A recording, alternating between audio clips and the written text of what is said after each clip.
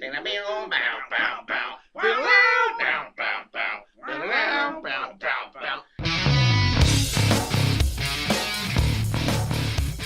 guys, welcome to Sorta My Podcast. I'm Ben the Human Vincent Herman, sitting to my right. Mr. Bob Collins, also known as Papa Fett, and straight ahead, sir. This is James Odle, also known as Alpha Spectre. Guys, we got a little podcast for you here. We're gonna do some comic books. We're gonna talk about a few shows that are going on right now. Some general news. Yeah, and then we've got some of our own news at the end. So stick around for that if you've been watching the page lately. Especially if you've been watching the Sorta My Brand page, which you should go over and like right now on Facebook. Now. Like, pause it, go over now. Actually, keep it playing in the background. Wait. I'm not fucking... Pause it, go like it. And welcome back. Welcome back. Thank you for going and liking it. We're going to go ahead and start off the comics here. I'm going to start us off with Star Wars Darth Vader number 22. And there are actually only 3 issues left. I would say this is only going to 25, right? Yeah. So we're how many parts? We're 3 parts into this end of games story. This is going to stop right before Marvel Now, isn't it? Yeah, it is. Oh, God. Are they going to get rid of all the Star Wars books before Marvel Now, or are they going to try to incorporate that as another universe? Don't try to hurt me. Oh, my God. No, Marvel Now incorporates the Star Wars universe. That's where with my everything, mind and went Spider-Man has a lightsaber or something. I don't want it. Like, okay, I'm okay with a one-shot or, like, a graphic novel. Yeah. Like a mini-series or something. Don't say, like a TMNT Batman. Like, it's okay as a mini. I don't want that as an ongoing. That's all right, yeah. I don't want it in continuity. I don't want that to be in continuity. Hey, Secret Wars did some fucked up stuff to the universe. Still, though, it's Star Wars. Don't fuck with Star Wars. It's its own entity, man. You don't know. They should know better. Like, they've done a good job with these books. I think they know better. I'm going to go ahead and read the title crawl here just to get you guys caught up, because we are 3 parts into this end of game story here. So this is book 4, meaning volume 4, part 3, end of games. It is a time of rebuilding for the Empire. After the destruction of the Death Star, Darth Vader is atoning for his failure by destroying all who oppose the Empire.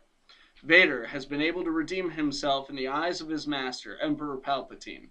As a result, the Emperor has tasked the Dark Lord with the capture of Silo, a scientist turned traitor and Darth Vader's former rival.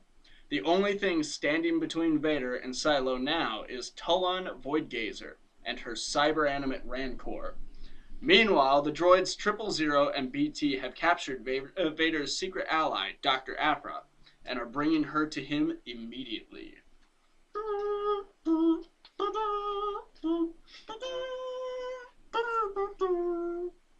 Yeah, I went there. Yes. So we start in space at the Quat Executor, which is a super star destroyer. And BT and 000 are transporting Aphra to the super star destroyer to bring her to Vader. While they're bringing her in, Aphra asks them if they completed their priority order from their main master, which is Vader, and if they could accept a new priority order from her, who is their secondary master. And they confirm, so she tells them to get her out of there. So everything that we've suffered so far, them getting her here, just completely got reversed. And 000 ends up telling her how annoying it is. We get back to the whale ships, which are, just to explain these to you, these are space whales that have been outfitted with cybernetic parts and housing units to act as ships. That's very Doctor Who-ish. Yeah, No, seriously, there's an episode of Doctor Who where there's space whales and they kind of inhabit it. Really? Yeah, I didn't know that. Crazy. I don't really watch Doctor Who. Well, yep, you just lost Friday Boy in my book. Just to explain to you, this character Silo, this is kind of his thing. He takes bioorganisms and he outfits them with cybernetic parts to make them better. So they're on these whale ships, and Vader has been trapped with this cybernetic Rancor. Yeah, he ends up cutting 2 of its fingers off, and finds out that it cannot feel pain, due to the neuroreceptors in it. So it charges him, knocks him into the wall, and he ends up trying to force choke it. Turns out that doesn't work. There's a reinforced thorax that can maintain integrity during the force choke. Oh, wow. So as to so this thing is like almost completely anti-Vader. It was designed to kill Vader. This is the anti-Vader Rancor. Vader attempts to gut it, which doesn't work. And what is her name again? I read it in the title crawl. This is why we usually take notes on these things. Tolan Voidgazer. Tolan Voidgazer ends up revealing that there is a machinery in its brain that will prevent it from feeling any of these things. So he throws his lightsaber through the head of this Rancor, and which ends in it dying. He uses the Force to rip panels out of the wall until he finds Voidgazer and ends up taking her on science to Force. They go back and forth a bit about how she trusts in science. He more or less scoffs at her beliefs. And we cut back to Silo, who is saying that he's sorry to see Voidgazer go, but she's lived her purpose. In fact, she's outlived it and gone on to do more than possibly could. So they're about to sacrifice their whale ship in order to kill them both. We come back to Voidgazer, who has these robotic orbs that fly around her at all times, which I believe she controls with her eyes. It's never really been explained exactly how she controls them, but the cybernetics on her face lead you to believe that's how it is. I bet you they're Bluetooth. They're probably Bluetooth, yeah. She uses them to fire at Vader, who, of course, blocks them with his lightsaber.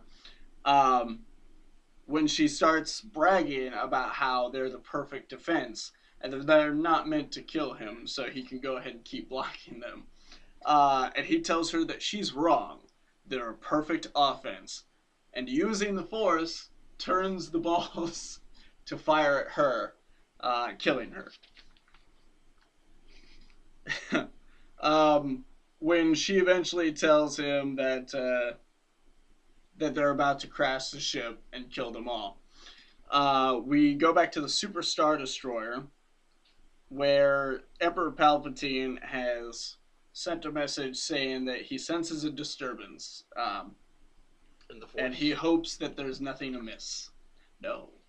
He just says he senses a disturbance. In his pants. You gotta remember that Emperor Palpatine doesn't really talk about the Force so much. Like, if you ever notice, he talks about the dark side of the Force. He's all about he'll He's talk all that about up the all dark day. side. But he never really talks about the Force as the Force. Yeah.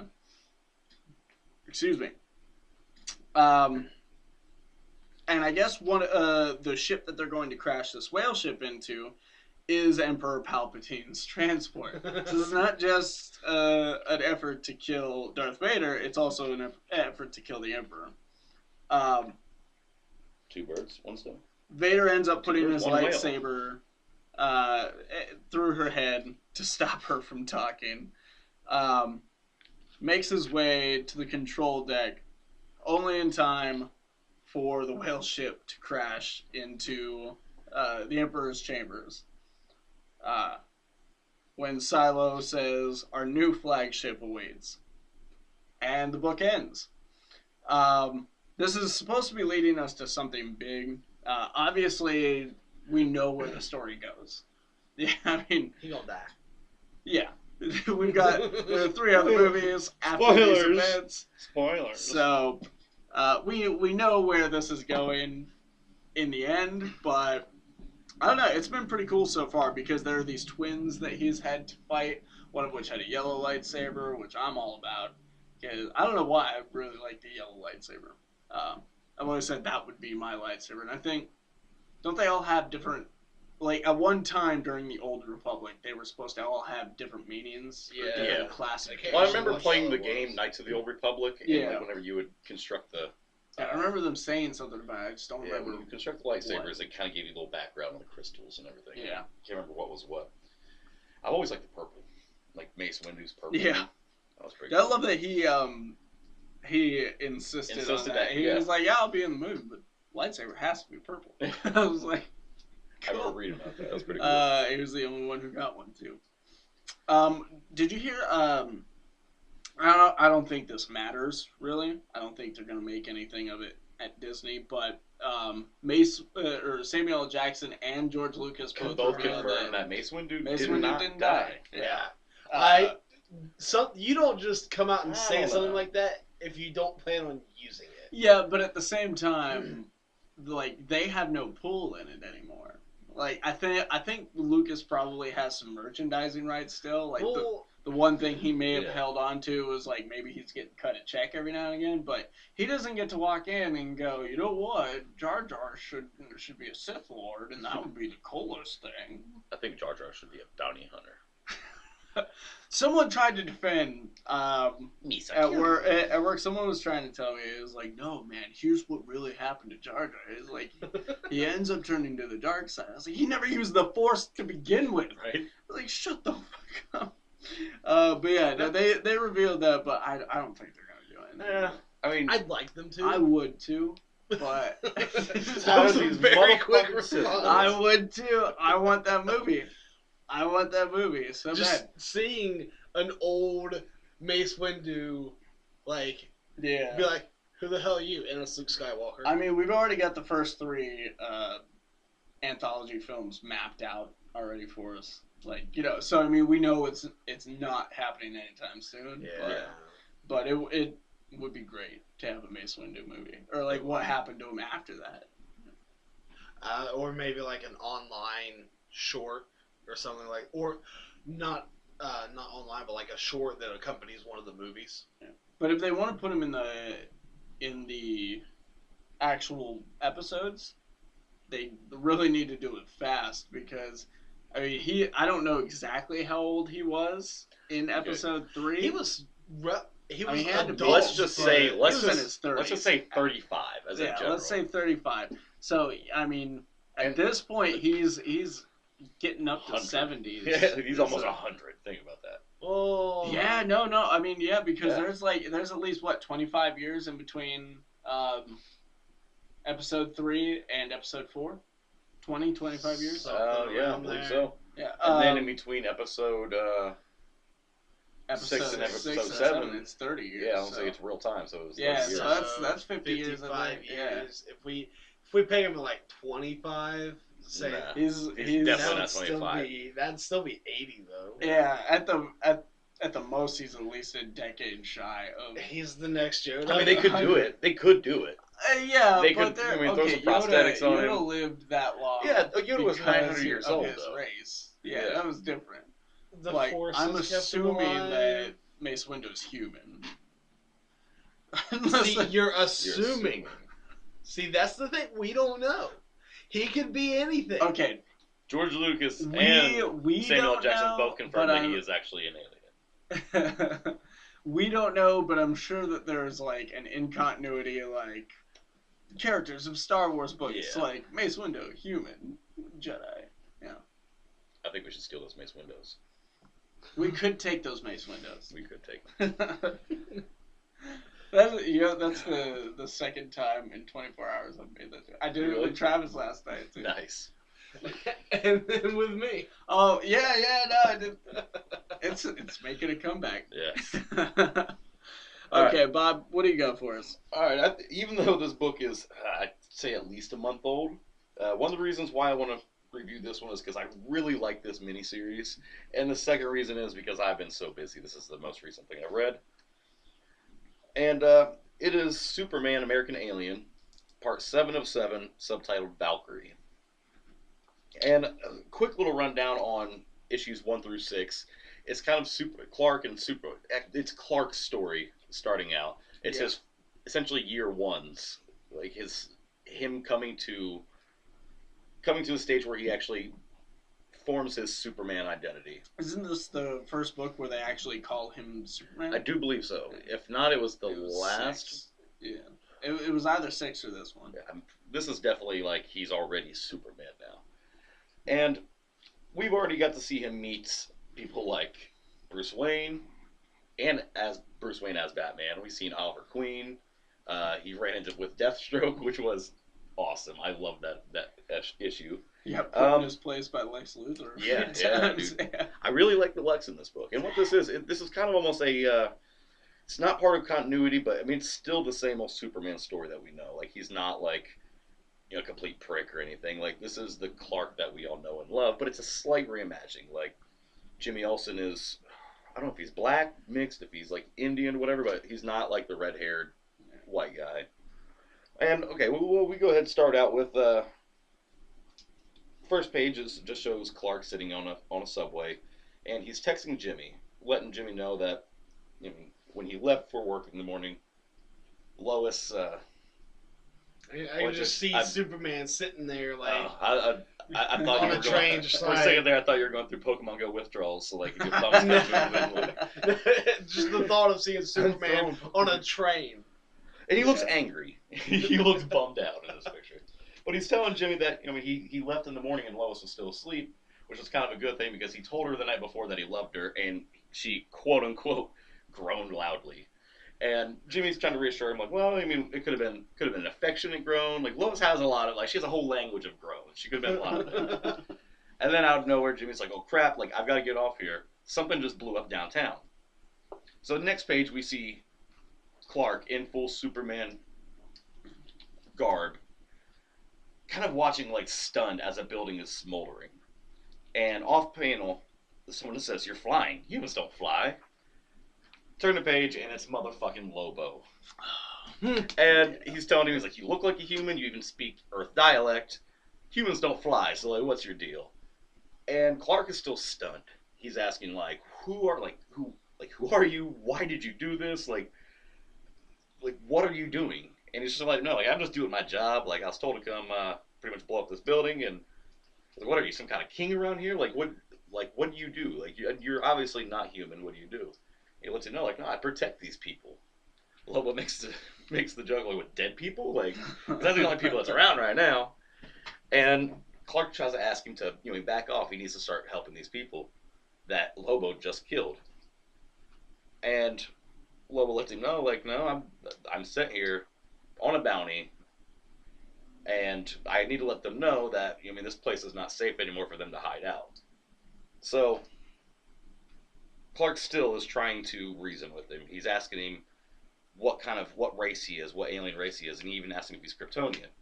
And Lobo informs him that Krypton has been destroyed for, I think he said 500 years by this point, and starts letting him know that the people that he's been protecting, the people that he acts as an equal to, are just stupid monkeys. Like, he could be a god to them, and all he's doing is just saving pointless people. Yeah. All the while, Ma and Pa Kent are watching all this unfold on TV because there's already the news helicopters and news cameras are all rolling.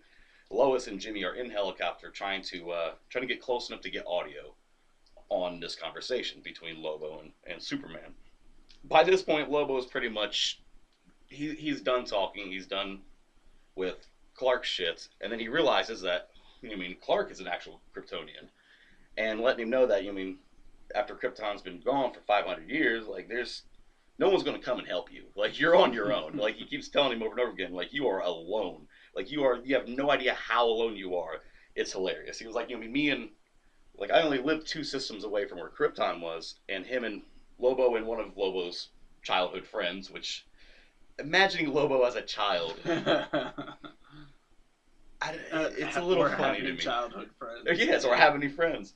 Let him know that they used to hop on, what are they, sky bikes, and fly out to the debris of Krypton and pick up all the Kryptonian skulls they could find, all the good ones, and then they'd make them into ashtrays or piss on them, and that sort of stuff, he says. And keeps kind of mocking Clark for being the last Kryptonian, being all alone. Until Clark is like, all right, I'm done. by this point, the audio finally picks up on the conversation. And Clark says, oh no, I gotta read this whole bubble here. Lobo tells him, he's like, how shocked do you think the population of Earth is going to be see me beating your bloody teeth down your fragging throat? Clark stares at him for a minute and says, probably not as shocked as they'll be when I take that fancy bike of yours and shove it up your... And then you just see all these panels of Lobo shocked, Ma and Paul Kent shocked, like Lois, everybody at Daily Planet, and then you see Lex down in the corner just going, ha. And the next few pages, dude, are actually is a pretty intense fight. At first, Lobo kind of starts kicking Clark's ass, so Clark kind of doesn't really take any more of his shit. And let me flip through it, because a lot of these pages are literally just, there's no... It's just them beating It's just, the shit yeah, out like of headbutting each other, fucking slamming each other into the ground, the side of buildings. And Lobo's telling him, like, you asked for this. This is all on you. You could have just flown away. Like, me kicking your ass is all your fault. And while he's talking shit, Clark pulls out a what are those called? Parking meter. Yeah. And just slaps Lobo across the face, dude. And starts pulverizing him, like just beating him into the ground. Lobo takes a cheap shot, kicks Clark in the balls, flips him over, and starts gouging his thumbs through his eyes. And Lobo's still taunting him. He's like, I'm Lobo, stupid. You think you can just mess with the main man? And while he's saying that, you see Clark's eyes glow red, and he just sears off Lobo's thumbs. He pulls him back. Lobo's like, oh shit. And you just have little smoldering stubs where his thumbs were. And Clark starts beating the shit out of him yet again, dude. Lobo's neon green blood is just coming from his nose, eyes, mouth, everywhere. Just slamming him into the ground. And Lobo's still telling him, like, once I'm done with you, I'm going to incinerate this whole city. I'm in orbit. Like, I don't even have to be here, and I will still destroy the city that you love. And kept telling him, like, you know, I gotta hand it to you because I didn't really think you were going to be this strong. You weren't going to kind of kick my ass as much as you did. But I've got some bad news. Is I'm going to heal. So in 10 minutes, I'll be good as new, and you're going to be dead.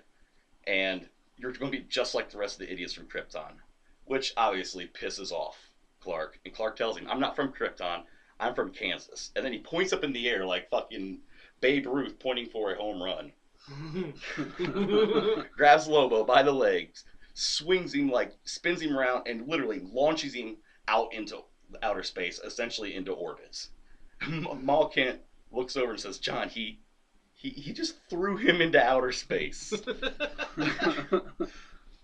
The next page is Clark laying, as Clark, obviously not Superman outfit, in a hospital bed, and then a ton of word bubbles and letterboxes all around him. Part of them is like is a doctor speaking, saying that they found him in the rubble close to where the explosion happened, so he was probably just trying to get close for a story. And then all the other word bubbles are people pretty much praising Superman's name for saving the city. You also see Paul Kent trying to wake him up out of I'm assuming it's supposed to be a coma that he's in, because he doesn't wake up until he finally hears Lois's voice calling his name. And the next few pages is just them talking, like he's asking,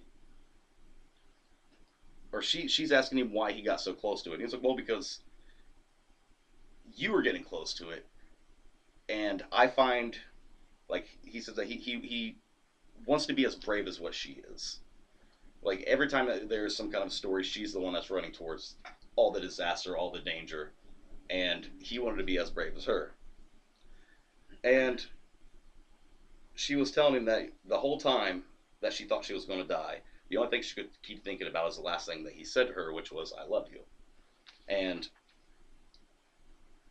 she finally tells him that she loves him, and kind of, you think that she says it out of just to say it, because she winds up saying, like, there, now Jimmy can stop texting me and telling me all about, like, you whining about it. And she turns back around and lays a big smooch on him. And you can see that they're going to be okay. They lay down, and, like, I don't know why, but I'm going to get it again. I could already feel it coming. The last two pictures are just them laying next to each other on this hospital bed. And Lois asking, and she goes, oh, Clark, what happens now. And of course, we all know they're going to fucking eventually get married and everything else. It's just a sweet end to a really nice miniseries. And when I initially picked up issue 1, like, I've never been a big Superman fan. I've been becoming more interested in a lot of his stories more recently. But American Alien issue 1, the cover wasn't really anything too eye-catching. It was, I remember correctly, it was just young Clark on the farm. His eyes were glowing red. It was in a field at night. Yeah. But I think you see the farm or something in the background. You knew that he was in Kansas. And it took me a few weeks to finally pick it up, but once I did, I think you actually suggested, like, no, seriously, read this. Yeah. That was the first issue. He's a kid, right? Yeah. And he's just learning how to fly. No, you're thinking of Action Comics recently. You're thinking of Clark's son, Jonathan. But I've always enjoyed Superman. He was the first comic I was really reading, like, regularly. And I'm glad he's become more and more interesting with these miniseries and the storylines that were happening. I think the Rebirth Superman too. Like, I've actually pre-crisis Superman. There was nothing wrong with pre-crisis Superman. Like that's what I'm liking about Rebirth is, like, I'm reading everything that's coming out for Rebirth. Yeah. And I'm learning about all these. Guys, all of these guys, and Superman is one that's really stuck out to me, as well as, like, in Detective Comics, just so many new things that I'm opening up to. Superman being one of them. Green Arrow is actually one in Rebirth that I've been really interested in. I still haven't read that one. It's good. I want to. You were supposed to trade me a copy of it. Yeah. I thought I did, because I can't find my copy. Really? I can't. The one that I had set back for you, I can't find it. That sucks. Oh, if you find it, it's probably in here somewhere. But yeah, American Alien, that was a great story, like, from beginning to end, and it's not your typical Superman story. It's really not. It's the coming of age tale for Clark Kent. The basics of it is Superman, like, it's that Superman story, but it is like his year 1, but it's more than 1 year. You know what I mean? Like, it's his coming of being because there's that moment where he's impersonating Bruce Wayne. Yeah, or once he gets Batman's cape, and that's what gave him the idea. And he was wearing that armor. Yeah, he was wearing bulletproof vest. So people wouldn't wonder why he was bulletproof. Yeah. It's such a good story. It should be coming out in trade. If it's not already now in trade, because, like I said, that's at least a month old now. It'll probably be out. It will be out within the next this fall. Yeah, I would say within the next few months. And I didn't know anything about it when I picked up issue 1. I picked up issue 1 on a lark, more or less. Like, I didn't really intend to continue it because I thought it was going to be like, this dark Superman story from that cover. Yeah. Yeah, it looked like this is going to be an intense story. I think it was issue 3 was a really fun issue. And issue 1 was so heartwarming. It was. Yeah. And, like, especially being a parent and I don't remember the exacts of it, but whenever Clark started coming to gain his powers, like, he started floating away, and, like, I mean, his heat vision was starting to kick in. It was just the caring and nurturing of his mother, trying to calm him down. Yeah. And, like, especially as being a parent, like, it hits a soft spot in there. It was beautiful.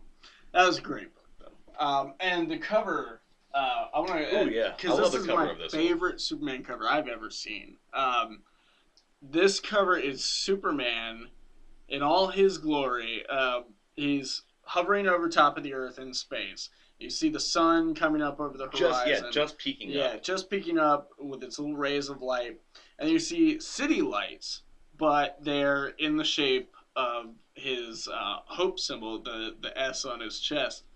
And it's a gorgeous cover. Like, look it up. Superman American Alien, issue 7. Look up that cover, because it's great. It is an awesome cover. Actually, all the covers from that series are really good. They're all pretty good, yeah. I think it was issue 6 where he was just in a crowd as Clark, but there's so many other people. Everyone else had a Superman logo. Yeah. Because that's the one where his friend gets pissed off at him because he's like kind of soaking in their love for him. He's kind of getting a big head about it. That's that issue. He's in high school, right? No. By then he's already moved to the city. Yeah, he's already. Nope, I'm thinking of Young Justice. Okay, Odle, what do you got for us this time? This time I'm reading Spider-Man 2099 issue 12. I love how none of this started with like an issue 1 or anything. We're like mid stories or end of stories, or like even at the beginning of a new arc or anything. Well, this is like mid arc. I felt comfortable doing the Darth Vader one because it has the title crawl at the beginning. At least it gives you an idea of what's been going on. Yeah. Well, like, and that's the cool thing about this is he has Lila, his digital assistant, and at the beginning of each book he gives you a recap and lets you know what's been going on. Yeah. So in Spider-Man 2099, it's Miguel O'Hara, and he was in 2016 trying to fix his present day. So he's trying to fix the future from becoming overrun and ruled by villains. Yeah. Which is Alchemax Prison. Is the root of the essential death of his future. So he's trying to fix all that, but he ends up in the last couple issues getting sent back to 2099 by the Hand. Or not the Hand, the Fist. Two separate things. One's a ninja organization, one's not. So he gets sent back by the Fist, and as soon as he is in 2099, the first thing he encounters is the Sinister Six of 2099. And these guys are brutal. It's Doc Ock, who's like a mutant human octopus hybrid. Venom 2099, which is way more gruesome looking than our current day Venom. Yeah. Electro is an android. Really? Yeah. Sandwoman, who instead of just like turning to sand, uses sand to inflict nightmares and visions and stuff like that on people. Damn. Yeah, like this issue, she actually uses it. Huh. Green Goblin is the leader, and Vulture. Green Goblin has like some cosmic-esque powers, and Vulture is strong and can fly. So it's not exactly the power cosmic. No, it's not the power cosmic. It's gloves within the suit. Okay. It's powers within the suit. Like it's all tech essentially. Okay. So we start out here in Parker Industries, the building that Miguel O'Hara worked in. Someone saying goodnight to the secretary Roberta, and then you see the computer start talking, and it says Roberta. She says, who are you? And it says assemble. And Roberta is actually the Captain America from 2099. Really? Yes. Nice. So, and assemble is apparently the key word to make her go from this 2016 frail little secretary to super buff Captain America mode. Like, two completely different mentalities. Like almost like split personality. Yeah. She's a sleeper agent. Essentially, kind of, yeah. So Lila is telling her that she needs to go to the lab and get ready to do something when she gives her a signal. So there we pan to the Rebel of New York 2099. So New York has been destroyed. And in the last issue, Miguel was fighting the Sinister Six and was rescued by one of his few friends left in 2099. And we see them here with his brother, Gabe, who is now in a coma, but has put his consciousness into the internet, essentially. So they're sitting here, they're talking about the Goblin, who turned out to actually be a friend. Like, a person on the inside. So the person here, I can never think of her name. In the past 3 books, I have not registered her name. She looks like a Scarlet Witch, like an Iron Man Scarlet Witch. I almost think that it's this age's Iron Man, but she can set herself on fire. Yeah. I mean, can't we all? Once. Oh wait, you guys can't do that? You can do it one time at least. So they're sitting here talking. Jennifer was the name of the person hiding out as Goblin, and so she's been discovered, and they're talking about how they need to go help her and all that. And Miguel says, "Everyone, shut up." Talks to Lila's like, "Is everything ready?" And Lila tells her yes. So they know that the Sinister Six is setting a trap for them with Jennifer, the person who was being Green Goblin. So he pulls on his mask. He's getting ready to go. He tells Gabe that he's going to fix this. He knows he's not happy and wants to fix this future. And Gabe's like, no, I'm happy. I promise.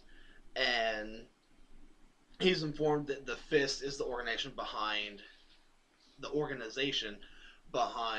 the Sinister Six as well. So there's that connection from 2016 to 2099. Okay. And so they go off knowing that it's probably a trap. They go off to rescue that Jennifer chick. So here we see Doc Ock talking to Jennifer, like, I hope you're comfortable. She's cussing him out, and just banter between the two of them. And then it goes to this nice little shot of all of them sitting here, and that's Venom. He's all black, like no spider symbol this time, but the top part of his face is white with red eyes. And is this like almost like a? It almost looks like a Ghost Rider type flame off of his head. But almost, but it's kind of like it's still like the symbiote. Yeah, thing. Okay. I just didn't know if it was is that a solid piece or does it move around? It kind of like flows. Yeah.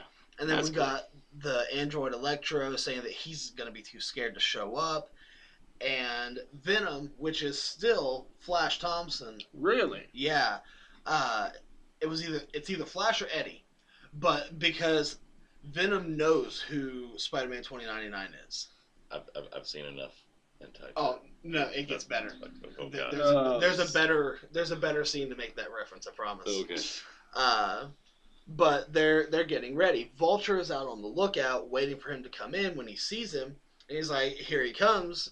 Come to Papa. I'll try to save you guys some to feast on." And then he's like, "Wait, there's two. No, wait, there's three. Wait." So the next thing we see, there's a whole armada of Spider-Man 2099, and like they're telling him, "No, it's just a trick. You need to get back." And Vulture's freaking out, like, which one's real? Which one's... And then he gets knocked out by the actual Spider-Man. And here comes Sandwoman to try to help Vulture. And Spider-Man comes down, grabs Vulture, blocks the sand attack from her, and then makes him have a nightmare of this crazy-looking vulture creature that he's seeing. So, like, that's what I was saying. She causes people nightmares. So essentially, she's like Scarecrow from Batman. Kind of. When she hits them with that, it kind of shows like whether it's an actual nightmare or their worst fear type of thing. They kind of freak out. It's like a bad trip. Yeah. They call her Bad Trip Girl. Is what they should. Yeah. So Vulture knocks her out, and Spider-Man and I'm just gonna call her Iron Man 2099 fly in. And Electro says, illusions don't have, like, neurons firing, whereas a person does. So he was able to pick out and fry Spider-Man. So Spider-Man's falling. He webs Electro, and he's like, it's a good thing you're an android, so I won't feel bad. I don't have to feel guilty about doing this, and rips him in half. Damn. Nice. Yeah. So now what we have left are Doc Ock and Venom protecting Green Goblin. She's like, "You guys made a mistake when you took my mask." Doc Ock's like, "What was that? You should have taken my gloves." And she blasts Venom away. And Spider-Man comes in while Doc Ock is talking and knocks him out. And he says, if you wouldn't talk so much, you could actually accomplish something. Doc Ock says, "We'll keep that in mind." So Spider-Man grabs Jennifer. Monologuing. And it's never a good thing. He's talking to Lila. He says, let me know where the time gate is going to open. Because he's going to take Jennifer back to 2016, where she will be safe from the Sinister Six. And we see Iron Man end up getting zapped by Electro out of the sky. So we don't know what's going to happen to her. The last thing we see is her falling. So we get to a field where the door's about to open up, Spider-Man's talking to Jennifer about taking her where she'll be safe in 2016. Door pops open. We see Roberta, buff Roberta, standing here, and it looks kind of weird. Like, it really does, and especially when she has the mask on. Because, okay, remember Arrow Season 2? The chick Deathstroke?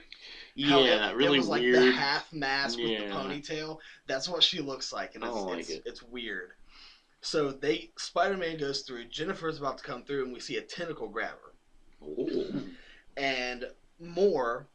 And Roberta says, "Spider-Man behind you," as we see more tentacles wrap around Jennifer's face. And this is the shot for you, Bob. Oh. Tentacles all over the face, and she's just muffled. This book just got a new rating. Oh, yeah. And snaps her neck. Oh! Like, just straight up snaps her neck. And Doc Ock looks at Spider-Man and says, "I didn't talk that time, just did it. I hope you approve." And Spider-Man slams the door on him. Like, he's like, "You son of a," and slams the door on him, pushing him back into 2099. And Spider-Man's just on the ground, devastated by the death of yet another one of his friends. And Roberta's like, "Should we open the door? You know, what should we do?" And he's like, "No, it won't bring her back, but maybe I can when I change the future." So he's back in 2016. He's going to keep working on trying to make his future a better one. When we go over back to the Sinister Five, the Fiendish Five. Yeah, Fiendish Five. That actually kind of works. Yeah. So they're talking, and they're like, "He got away. He was lucky." And Electro's like, "You humans heal slow." And they're like, "Well, we can't even call ourselves the Sinister Six," is what Vulture says. And we see Venture come here. He says, "You can be. I'm here to enlist." And Venture was a villain from early on who came through the door from 2099, caused a little bit of hell in 2016, and then just disappeared. Yeah. So, he says, "I have a rather unique opportunity in a different place and a different time if you're interested." And Doc Ock says, "Tell me more." And we pan over to an office building of a secretary saying, "We did it. We sent Venture to 2099. And a guy facing away saying, "Do you think he'll be able to return with soldiers for our cause?" And she says, "We do." He says, "We'll have to erase their memories to make them more compliant." And she says, "This was a good day, Mr. Stone." Ooh, She replies, "Indeed, Asa, a very good day." So, and I can't remember who this is. So, essentially, what we're going to end up having is the 2099 Sinister Six in 2016 soon. And then the page here for the next issue, Spider-Man 2099-13, is going to be in the midst of the Civil War stuff going on. And it's the 2099 Captain America chick, which, like I said, I don't like that look. Yeah, sorry. Trapped It looks by better than that Deathstroke, police. It does. But, like, I've really been liking the direction this book's been going, because it's different. I think it's a lot more interesting than the old Spider-Man 2099 books. Oh, big time. Not that they were I think terrible. it's the same initial character, Yeah. but, like, this is so much darker. Not that they were bad. It's just, I don't know. They lack the substance that this has. Yeah, and like bringing in the whole Sinister Six at one time, because in the old one they all get introduced at one point in another, but I don't think they ever get introduced as the Sinister Six. So I kind of want to see what kind of hell they're gonna unleash on 2016. But this cover, like, just the 6-foot-long Venom tongue. Marvel's been... See, he's got the spider on his chest on the cover. Yeah, here he does, but that's like the only time. Who's doing these covers? Well, I don't Marvel's know who did been this one. so random with their covers. Like the Amazing Spider-Man covers are That's always all. gorgeous. Well, that's all who's Alex doing Ross, it. Yeah, so- that's all Yeah. Alex Ross. I really like these Spider-Man 2099 covers as well. Yeah, and the 2099s are good. Darth Francesco Vader. Mattina. Oh, okay. Yeah. Darth Vader was going through a phase where, like, I think for like 5 or 6 issues, they were all just gorgeous, like Empire scene type stuff, and now they're like pretty much just panels from the book. They look kind of just like panels from the book. Yeah. But yeah, But I definitely recommend it. The first trade of this, I'm pretty sure, is out, and it gives you the backstory of Venture, and lets you know what's going on with that, and then what's currently going on. It's really interesting. yeah. I like it. Okay, well, let's move on to our TV show movie news here. It wasn't exactly confirmed, I guess, by Stephen Amell, but somewhat confirmed that Flashpoint, which is the tagline for season 3? Yeah. Season 3 of The Flash is going to affect Arrow. But I guess what he said got taken out of context. My thoughts are it should. It should shake it up. Because for a lot of fans, especially with how great The Flash has been, Arrow's getting stale for them. Yeah. And yes and no. This could change things up. This could breathe new life into it. Like I mentioned earlier, was they have improved, especially from episode 1, on embracing the more nerdy part of comic book shows. Like now, like when Arrow first started, it was right after the Christopher Nolan Batman movie, so it was the dark, brooding. Yeah. All heroes had to be dark and kind of follow he was that killing same thing. people too. He was. He was trying to fucking shooting people in the chest with arrows. And then they kind of went more lighter with it. Not necessarily lighter. It's still it seems like it's trying to be the darkest show out of all of the Berlantiverse, but they're embracing it a little more now. Like I said, they went from the Hood to Arrow to Green Arrow. Yeah. As like what they were calling the vigilante in the show. But I hope it affects this. I hope it affects Legends a little bit, even though Legends is kind of weird anyway. Legends is affecting shit on its own. Yeah, the way all of these shows left off. It would also make a good excuse on why Supergirl is now part of that universe. Yeah. Like I feel Which like they haven't announced whether she will be or not. We're getting the 4-episode crossover for all of the shows. Yeah. Which and now we have a Monday, Tuesday, Wednesday, Thursday, 8:00 show on CW superheroes. Yeah. So, but I feel like if they make it affect Green Arrow, because I don't know if you guys saw the season finale of Green Arrow. I don't think I have yet. I think I'm 1 episode. I won't spoil too much, but the way they left it off, the flashbacks pretty much brought it to current day, or to when he came back to the city, and the way that the episode ended current day, it didn't really give them a whole lot of room to move forward. There's always going to be room to move forward because there's a shit ton of source material. But it didn't give the show much ground to move forward. It's kind of just a dead drop. And as far as those flashbacks go, I mean, I kind of like that they do show how he gained some training. I think it's important. But to me, they've gotten a bit stale after season 2. I haven't been as interested in them. I think because I did a lot of the island stuff with when it was in Japan and Slade. When it was the Japan one wasn't bad. That's where it went stale for me. Then when he got back to the island, and then there was some. This last one dealing with all the mystical stuff. Yeah. It's why was none of that mentioned in the first few seasons? Oh, that's right, because Constantine wasn't around yet. Yeah. And we had to throw him in there. And plus, and then they've always got that Oliver doesn't like talking to the guy. Who do you like talking about? They always fall back on that. So, if they do let it affect it, it'll be a good choice. I think all around. I believe so. Nice gap closer. Speaking of Supergirl, though, for those of you that don't know, haven't watched the show yet, which I think is on Hulu now.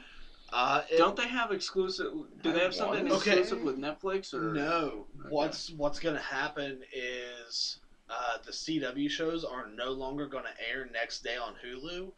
the entire season will be up 8 days after the season finale on Netflix. So we're not going to be able to use Hulu anymore to keep up with the CW shows, which means I'm probably going to get rid of my Hulu account. Yeah, that's one of the main reasons I had it was to keep up with those shows. I mean, there's still other shows that I'm keeping up with. The only reason I bootleg your Hulu account, besides the CW shows. I can't get rid of mine. My mom depends on it for General Hospital. I let her use it for that when she found out her favorite show was on there. I'm going to throw in half on it. But it's one of those, I'll either have to get cable or find other means to watch it. So Supergirl Season 1 should be up on Netflix now, isn't it? Not Netflix. Not I don't think it's on Netflix now, but it might be popping up on Hulu. Well, was it popping up on Hulu? It wasn't airing on Hulu, no. No, I don't think there was a lot of... Because it was on CBS, right? Well, okay. I don't think it was... Well, because that deal doesn't start up until these next seasons. Then there really is no other way for you to get caught up on Supergirl other than the CW. Besides throwing your eye patch on, getting you a hook for one of your hands and become a pirate. Yeah. Which we do not condone. I don't condone it. Totally never illegally download anything. Illegally download everything. That's my advice. Anyways, you can watch Supergirl on the CW. I don't think they announced the specific day that they're going to start airing it yet, but that is coming to the CW. So if you've been wanting to know what the hype was all about, or the disappointment, depending on who you are, you can check it out on the CW here soon. Another thing we wanted to go into was some pretty cool movie reveal news. Not necessarily any advancements really were made, but just something came to light. And which has some potential to it. Yeah. Turns out the Skrulls are owned by both Marvel and Fox. So a lot of people... That was James Gunn, right? I think so, yeah. It was James Gunn? And I think a lot of people just assumed that it was all Fox, because they had Fantastic Four, which are deeply ingrained with the Skrulls and stuff. So, yeah, that's really cool, because if you don't know, there's a really awesome Marvel storyline called Dark Reign, where Tony gets defamed, and Norman Osborn ends up taking over as S.H.I.E.L.D. He takes over S.H.I.E.L.D. and the name Iron Patriot. Yeah, he takes... Oh, is that well, no, he was the original Iron Patriot. He was the first one. Yeah, because instead of having another Captain America or another Iron Man, he just merges the two and uses Stark's tech to build himself suit. And all that leads into the Dark Avengers and stuff, right? Yeah, because you've got Daken. Dark Reign is what spawned the Dark Avengers. Yeah, you've got Daken as the new Wolverine. You've got Deadshot. Bullseye as Hawkeye. There was another, one of the Venoms is given, this sort of, binding agent so he can, maintain a more human form. And he becomes the new Spider-Man. Yeah, it was really cool. I think it's Eddie. Yeah, I think it was Eddie. Yeah. Up until, through everything, Eddie Brock is the bad Venom. And then once it goes over to Flash, he becomes Agent Venom. Yeah. But anyways, Dark Reign was a really cool storyline that spawned out of the Secret Invasion, which was basically the Skrulls coming to Earth impersonating heroes and humans and I'm just now starting the main story on that. I just read the first issue the other night because now I have all of the major events leading up to current day. Nice. From Civil War on. Yeah, because you just got Siege too. Yeah. So I'm reading all of this, so I'm gonna be it's great. It's a really good story too. Marvel all over your face next. That means that Phase 4 really could kick off with Secret Invasion. Yeah. Yeah. Instead of Secret Wars. Yeah. Which it's way too soon to do Secret Wars. Wars. What about Secret Invasion Wars? I don't know. On the one hand, it is too soon for Secret Wars. But on the other hand, like, I mean, how long are these guys going to play these specific characters? I know Chris Evans is on as long as they want him, and as long as he can keep it up. As long as he can stay buff. Robert Downey Jr. is always bouncing back floppy, and forth. yeah. If I feel like if Chris Hemsworth has another bad movie, he might start questioning playing Thor. I think Ragnarok is going to be the defining factor for the Thor series. Because I enjoy the Thor movies, but not as much as I really should. Well, I loved the first one, and I don't give a rat's ass about was a Thor good in setup. the comics. I've never Me neither. when I heard how well Lady Thor was doing, I decided to check some of that out, and it was I got more entertained by that than I ever did by anything before. But I didn't really care about Thor before that movie, and that movie I really enjoyed it. The second one, however, it's just he tries coffee. Another. Yeah, Still best part. It's not bad. It seems it's out of not place. terrible. It's got its continuity flaws, but otherwise it's just forgettable. I like how It's literally an engine just to introduce an really Infinity was. Gem. Yeah. That's it. I just noticed that Marvel has used 2 of the Doctors as villains. You have Chris Eccleston as what's his name in Thor: The Dark World. He was the main Malekith? Malekith. Yes, thank you. And then you have David Tennant as Kilgrave. Huh. Yeah. I didn't know that Nice. Malekith was a doctor. Yeah, he's Ninth Doctor, dude. He only had 1 season, but he's Was good. he the one with the leather jacket? Yep. Yeah. Kicking fucking doors down and shit. Like, he was a pretty badass. That was the doctor. one my brother told me I'd really like. Yeah. But I worry that will kill it for Chris Hemsworth. But with this one kind of setting, they're bringing the Hulk in. They're trying to set up World War Hulk. And honestly, I've liked the Thor character throughout all of the MCU. Yeah, like in the Avengers. when he was in the movies, Avengers movies. Well, like everything his he does first is great. pop-in in the first Avengers movie is one of the coolest fight scenes. Between Oh yeah, when he the- comes and swoops up Loki and takes off in the the woods. fight between him, Cap, and Iron Man, like that was such a good scene. There's only one God, man. I'm pretty sure he doesn't dress like that. I love that, dude. That's so Steve It's so Rogers. cheesy Yeah. 40s. Yeah, okay. But, yeah, no, I mean, it may be too soon, but it may not be because you want to use it while you got it. And that is a big story. That is Yeah. one of those ones you want to tell. I think until we get those solid either crossover rights or the merging of the characters from Fox or Yeah, and that's another there's thing so much where that it's- goes into some of these events. we don't know how long we're gonna have Spider-Man because who knows what's gonna happen there. Yeah. I mean, Sony may turn around. Sony may pull the stupid decision and get it in their head that like, wow, he was really good in Civil War and Spider-Man: Homecoming did really well. Obviously, we made a mistake. Let's pull him back and start doing our movies again. And then they which bond. sounds like but that's how something movie they'll do. execs think, man. It's Yeah. like as soon as they think they're doing good and can We make could money do on this their own. without Marvel. Yeah. We knew we could all along. And the thing is I mean, even if we do get like a Fucking Secret assholes. Invasion movie, it's never going to be exactly like the comics. Yeah. That's what Yeah. people need to understand. It's- Like Civil War, the Civil War comic story and the Civil War MCU movie. well, the way it would were- go down is they'd. I'm sorry. Oh no, I'm just saying, like they're great as their own Yeah. things.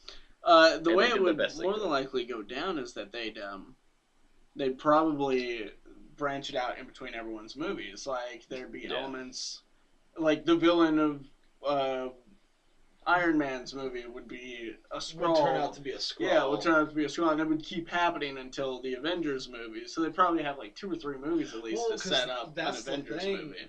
Is the Secret Invasion when that starts up, it's because like Skrulls have slowly been like popping up here and there, and in the first book they discover like the first true Skrull. Like Yeah. they first discover that they're here because of Elektra. And the Dark Reign event wasn't necessarily one of those like 9-issue events. It was a Dark blanket Reign, event. Yeah.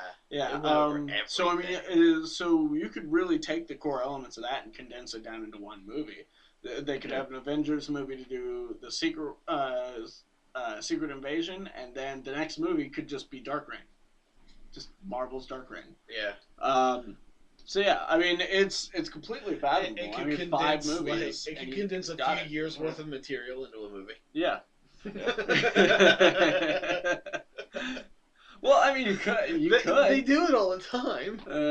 I mean, think about the core stuff Yeah. that happened in Dark Knight. I'm not saying like the other stuff isn't cool enough to make it in. I'm just saying like, here's the point. Here's But the also end. the results, like the end of Dark Reign, is where Siege picks up, Yeah. and Siege was Norman Osborn's just royal fuck up. Yeah. Yep. That's how he lost him. Yeah. But I don't know. I really think that with this, with now being confirmed that it's owned by both Fox and Marvel, we could get a lot more out of this. Yeah. It's definitely nothing for them to scoff at. And this is one of those things where it's James Gunn saying it, so yeah. We're probably going to see some Skrulls in Volume 2. In Guardians of the Galaxy Volume 2. I feel like that's where it's going to start. Well, as soon as you read that off and said that James Gunn said it, that's the first thing I thought was, is this going to be a Volume 2? Yeah. So I don't think they're going to throw it away. I don't think they would say this if they weren't going to do something with it. Because this is one of those things. Yeah. That, like, this is one of those things you don't fuck around with. Mm-hmm. Like, something as big as this. Well, it's Marvel Disney, too. So, I mean, they've always got the gears turning. They're like... They've released some of the movies for the next couple phases, but they're like 6 phases ahead already. Yeah. One more topic before we get into one of the big ones here, our closer topic, more or less, is the trailer for Season 2 of Ash vs. Evil Dead is out. I suggest going over to YouTube, checking that out, because it is, and this was the one-word review I gave to it on the Sorta My Comics page, was gore-tastic.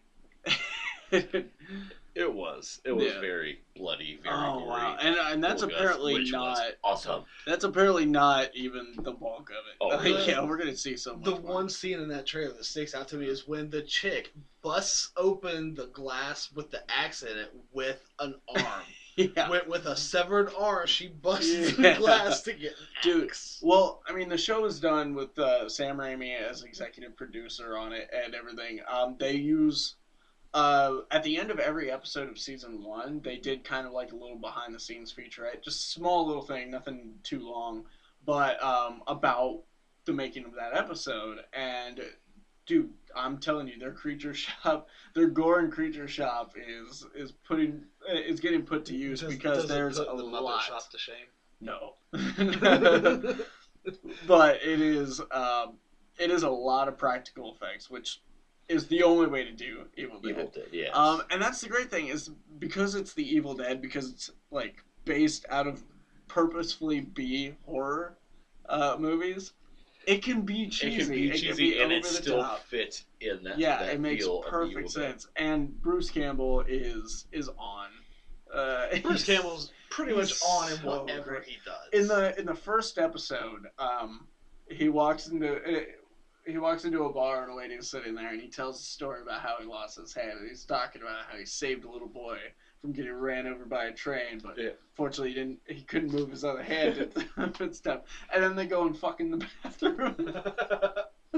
It's so great.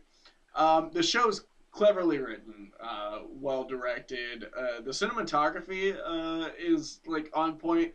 It's everything you want from an Evil Dead show. If you're a fan of the movies, check the show out. I don't really know where you can watch Season 1. Probably on the Starz streaming service, because that's where it airs. But I was like, because it's not an actual TV aired show. No, I mean there's nudity, huge amounts of gore, cursing, all that. Yeah, it's Starz. Yeah, you couldn't put this on regular cable. Well, no, I meant like it doesn't air on the Starz network on TV. It's only on. I can't remember what the name of the Starz on. Is it only on Starz streaming? I think it's just Starz on Demand is what it's called. But I could be wrong. It could air through the week, but I think it was one of those. The versions I saw that were absolutely not pirated.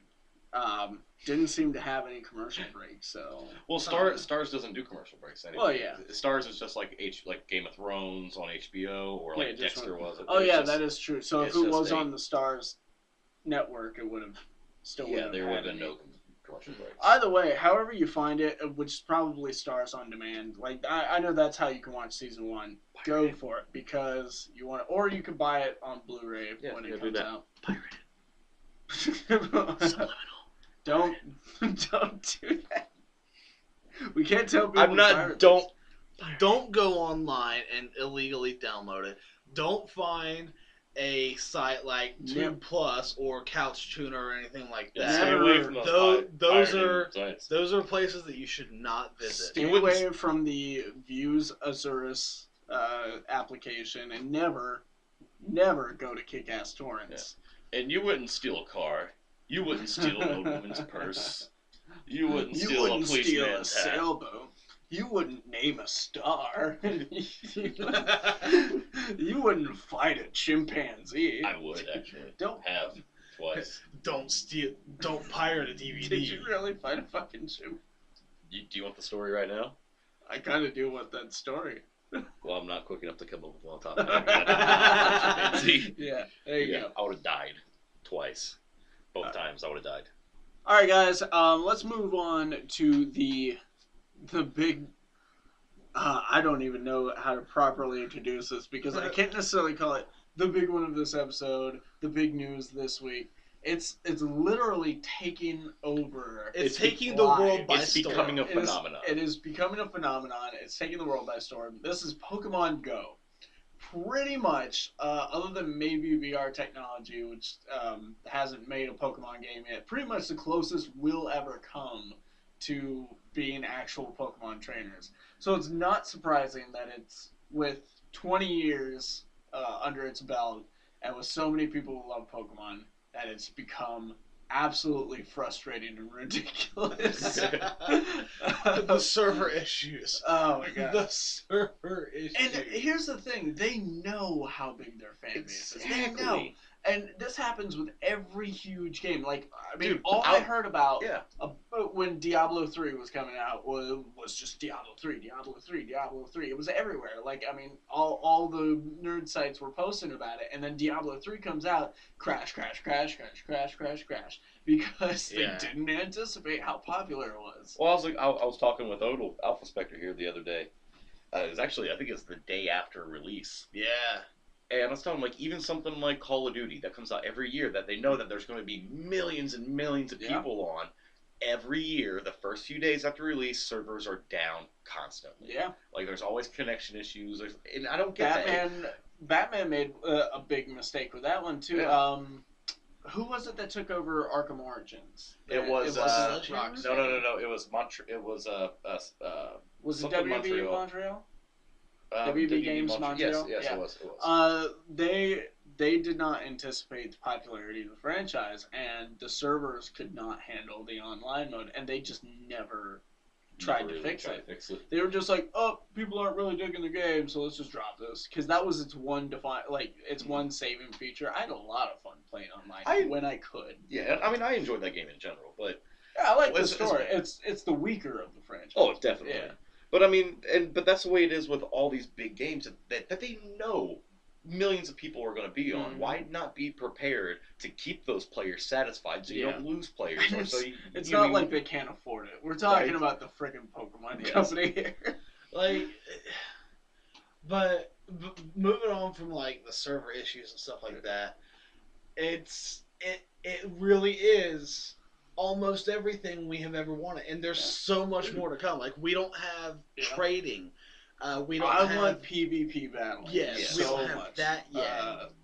Dude, I mean, and this is not just our generation playing this game. It's not even generations that are younger than us that are familiar with Pokemon. My mother has Pokemon Go downloaded. Yeah.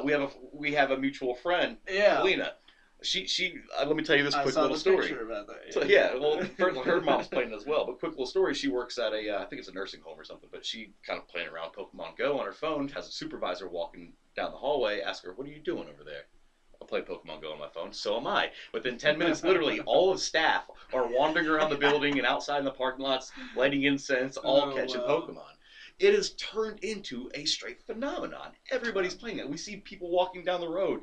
90% of them, if they're on their phone, are playing Pokemon Go, to the point where me and me and Vincent here, Ben the Human, have started this little game. Are you using your phone for general phone usage or playing Pokemon Go? I forgot to bring the computer, and we had to go back to get it before we could start recording this. And on the way there and back, we were pretty much like, what does this guy got? There was a guy with a man bun who was like, this could go either way. He's got a man bun. Yeah. And he was kind of swiping at the bottom. It's like he could be throwing Pokeballs. He could be scrolling through Facebook. We'll never know. But then we noticed the Coke. So that's when I made the decision. I was like, he brought a beverage. He brought a beverage. Probably you got some cargo shorts on there. There's probably some snacks. This dude's playing Pokemon. And like we started a Facebook group.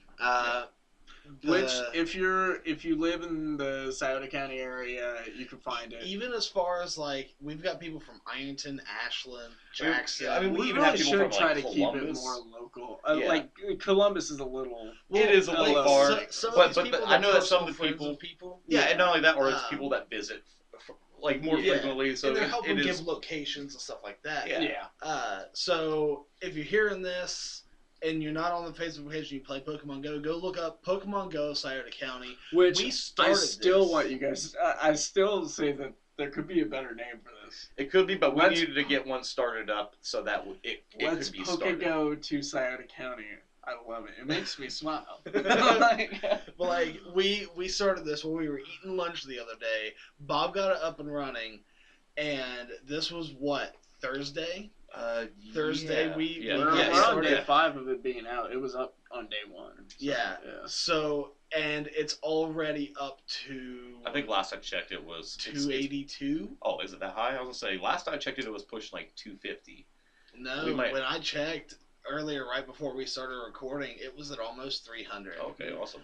And that kind of growth within a matter of a few days is big. But we have like down at the flood wall. Like, we're scheduling flood wall walks, and you just see, who's playing and who's looking at the murals. We have people, the day that I was down there, what was it, Thursday or Friday? Yeah. I wonder if they'll end up adding a mural about people going to the murals to play Pokemon Go. Maybe. If we petition, maybe. We could do it. But yeah, I mean, I saw crowds of people, and of course, I mean, they were letting us know that there's a stop over here. This is what I found over here. Like, I caught a Bulbasaur over here at the welcome center. I went down the other day with my boys, and I joined Alpha Spectre and his sister, his girlfriend, and all that little group. His sister and his girlfriend are 2 different people, by the way. The way you worded that was a little funny. But we went down there. My son caught me my now most powerful Pokemon, which is a Pinsir, and I promptly named it Nums after my son's nickname. But yeah, that was a lot. We got stopped by that old couple. It was like, well, we see these people running around. Yes. And then this old lady asking us like what was going on, because there's so much new traffic down at the flood wall now, because every mural, you got to think this is it's like every about 4 or 5 murals or so, but it's enough that it's a good spot to get up every day. It's at least 12 to 15. If you go all the way down to the park, there's 4 down at the park. Plus, there's a gym over there, and then over in the opposite park. There's one at the brewery and one at Pat's. Okay. Then there's one on the corner. We're getting a little off track. True. For people who don't live here. There's so many gyms, so many Pokestops down there. Like, that's become the hot spot in Portsmouth. I think I want to put together a group of people who are like the real adventurers. We'll go to the bad parts. I am down. Let's go over to Farley Square, because I live over there now. I caught a Bulbasaur over there. I don't know. Sometimes I feel like Wayne Hills is a little more sketchier than Farley Square. They really trade off. All I'm saying is that I just moved from Wayne Hills to Farley Square, and there's not been a day I have not been offered drugs since I've lived in Farley Square. Nobody talked to me in Wayne Hills.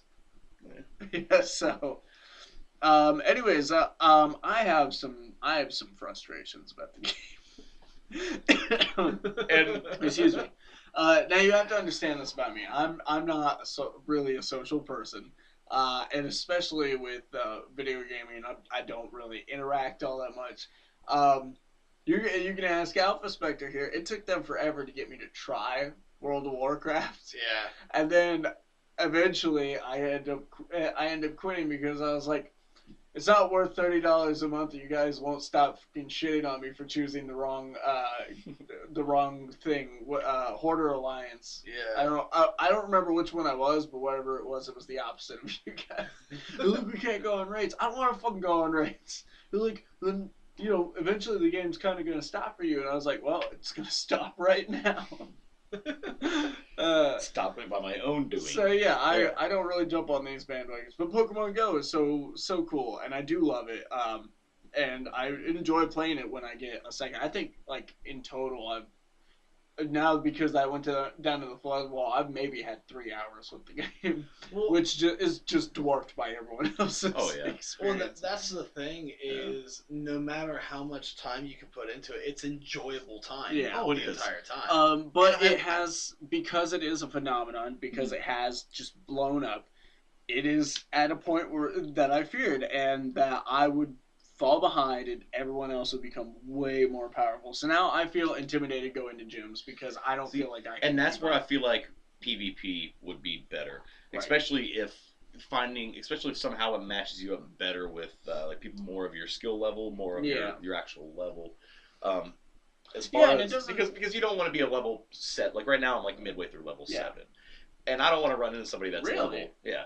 I'm level 8. All right. I would have assumed you'd be higher. I'm 15. Well, level or on Thursday was probably pretty much my only day I had like to really go out and hunt because I didn't have work that day. Yeah. But the past few days have been I just opened it up here and there because I've been with kids and everything else. But I feel like especially like maybe like level 7 if I ran into like level 15 even. I'm always going to get my ass kicked because I guarantee that level 15 has some Pokemon that have maybe around 1,000 CP. Yeah. While mine is only running around with the tops like a couple hundred. My highest one is like 520. I think my highest is.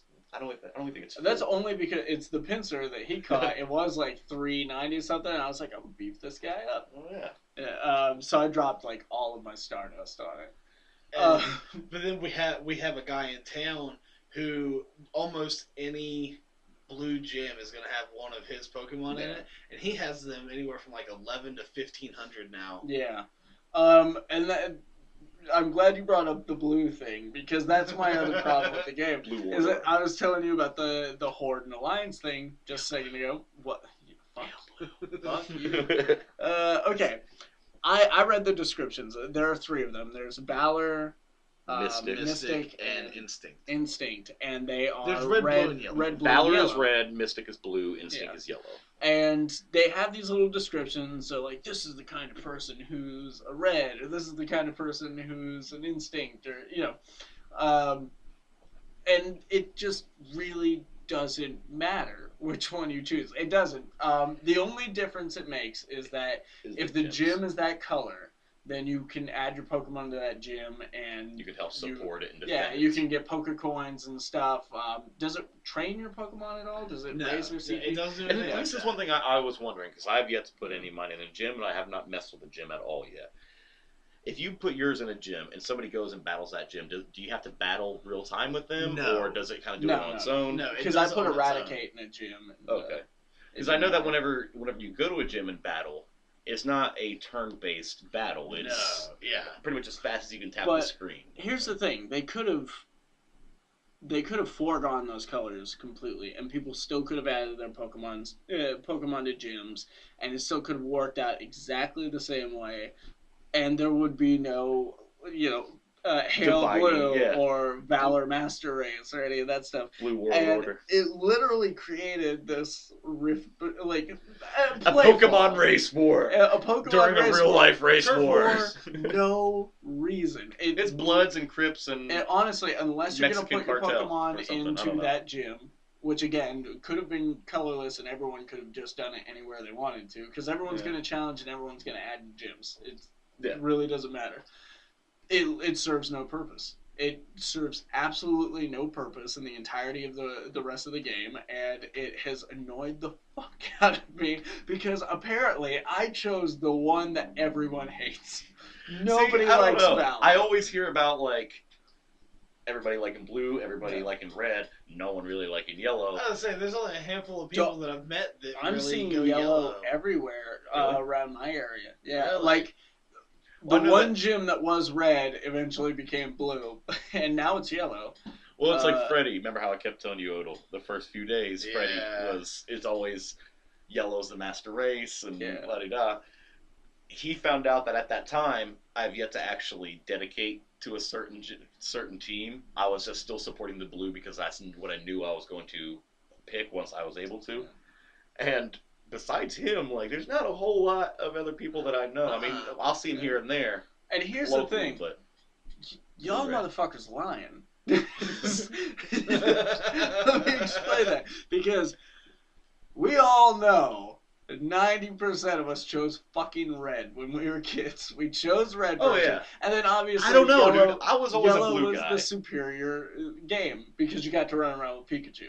Yeah. So I rarely ever saw a blue version when I was a kid. Most people had red No, I version. take it back. I did have red first. I got red first, then I got blue. I only ever had red. A friend of mine had blue, I and still he'd have trade red me Pokemon I couldn't get on mine. But yeah. no, I had red and yellow. So what the fuck is all of a sudden everyone's blue? Well, it can't be the description because again, that doesn't really affect your Pokemon or how they battle. no, but I like the description for blue. I did That's too. kind of the reason why I wanted it. really. Like, Yeah. to me, And red blue's kind my of favorite color, red so. almost seemed like they were borderline Team Rocket. Yeah, it's like they were the assholes. Like, I would choose. They would be the ones that, like, if it was real life, they'd be cockfighting. I like, was when I read it, I was like, they sound like the cooler guys. They sound like the ones. they with sound like leather kind of almost jackets the and rebels. sunglasses. Yeah, They're the ones- they're so, the like, greasers.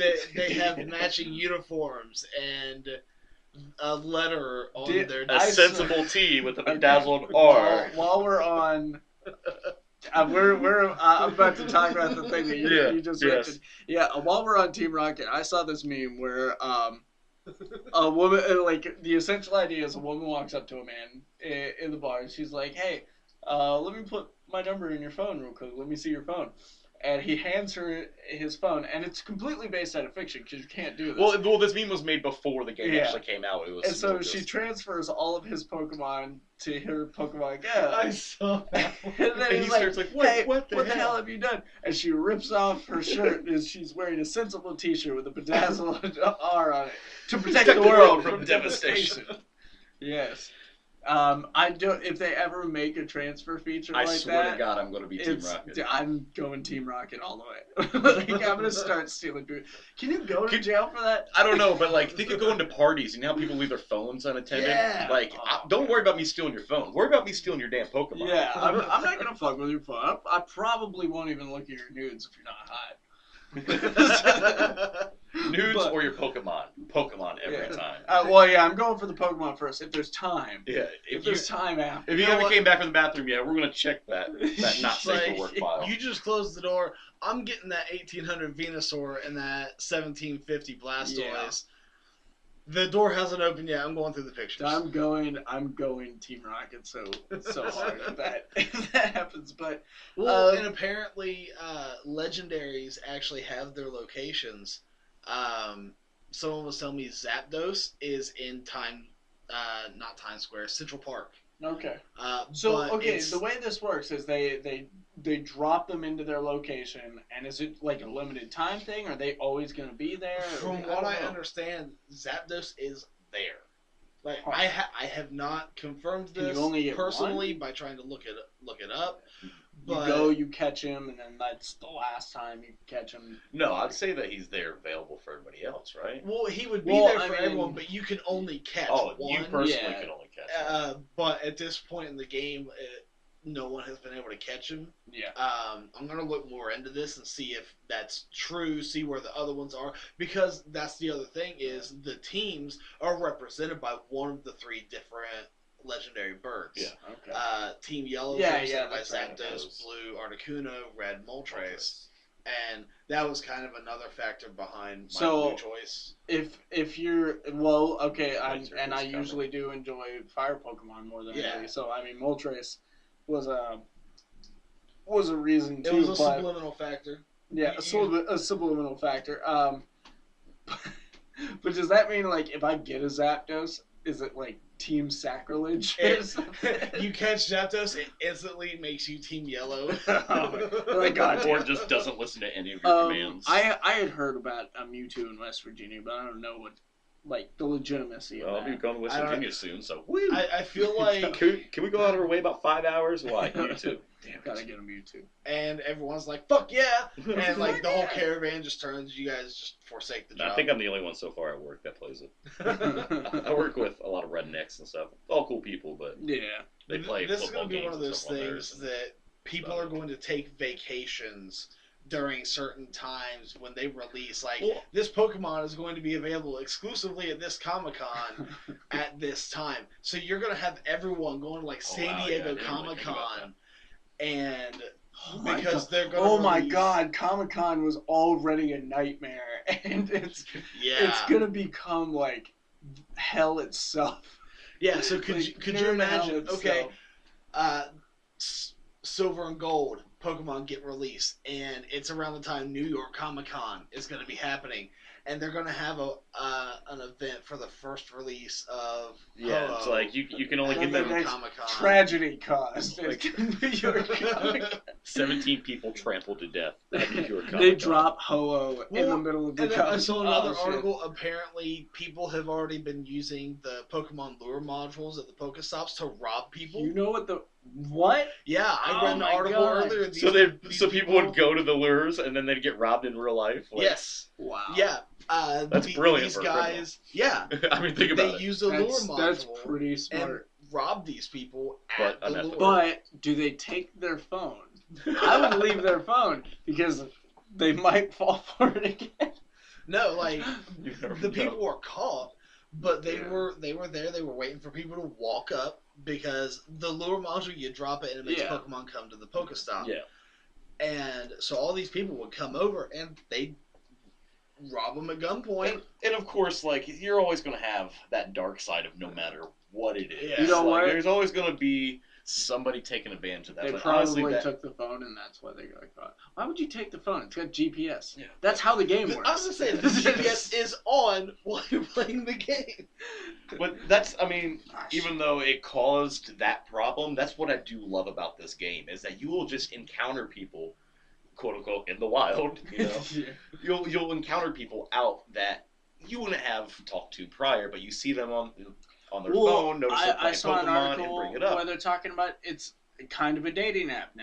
Like people, Yeah, are, people, and that's yeah, I mean, that's and where there's it gets events ridiculous. being made. Like, That's where it gets ridiculous. It's been 5 fucking days. People are now meeting their soulmates. Like, I mean, what the hey, fuck? sometimes that's what it takes. Is just finding somebody with mutual interests, and you never know. Like, even if one person, one couple, out of all the millions, they find each other and they're soulmates and they live together for the rest of their life. Isn't that cool though? That's pretty. And Isn't that fucking cool? They live on a Pokemon ranch out in the forest, and They've just got okay. They've got all just these got an Pokemon empty ready to go. field, and they're standing there with their phone, and they've got their Pokemon menu opened up. It's just like 9 Tauros. Like Like, it's really growing. like they this have a year. ranch of Tauros. I did see somebody catch a Tauros at a Buffalo Wild Wings, and I thought it was clever. nice. That's pretty great. But yes, it's one of those games that has already, within hours of release, made a community. Like, made a worldwide huge community. I mean, you guys made that page. I was sitting there at work. Like, it got released. I found out from your first post about I think it was Pidgey in the Kroger park, or it was Eevee in the Kroger parking lot, and I was like, shit, that dropped. I was like, I know I can't play it right now, but I can download it. So get me ready. So I downloaded it, and then I think by the time I came back from my last break, you guys had already made that fucking group.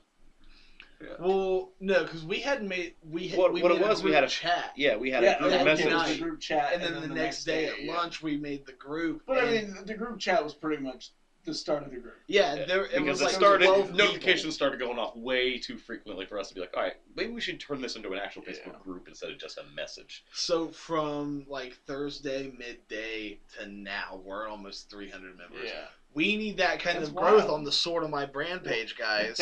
I mean, Oh, I feel trust me, like we'll be whoring. You guys are whoring this out on. Oh, the I'm definitely page gonna be here, whoring this on out. I the mean, fucking Pokego a page. good chunk of this episode is going to be talking about nothing but Pokemon Go, especially in Scioto County. Yeah. Why not? You know, I mean, Oh, throw a yeah. few shameless plugs in there, And- like, oh hey guys. Every time we're down at the flood wall, like I've been asking people down at the flood wall, are you on the Scioto County Facebook page? And a lot of times I'm getting yes. So Oh, yeah. we've got a lot of people, but then when there's You a gotta no, think, everybody's friends are inviting friends, and then their friends. Yeah. It's growing pretty quickly. So what are you guys hoping to, like, what might come out for this game? I mean, obviously, like, I'm Like you looking said- forward to when Gen 2 Johto Pokemon come out, because I'm so excited for I Cyndaquil. personally don't really know.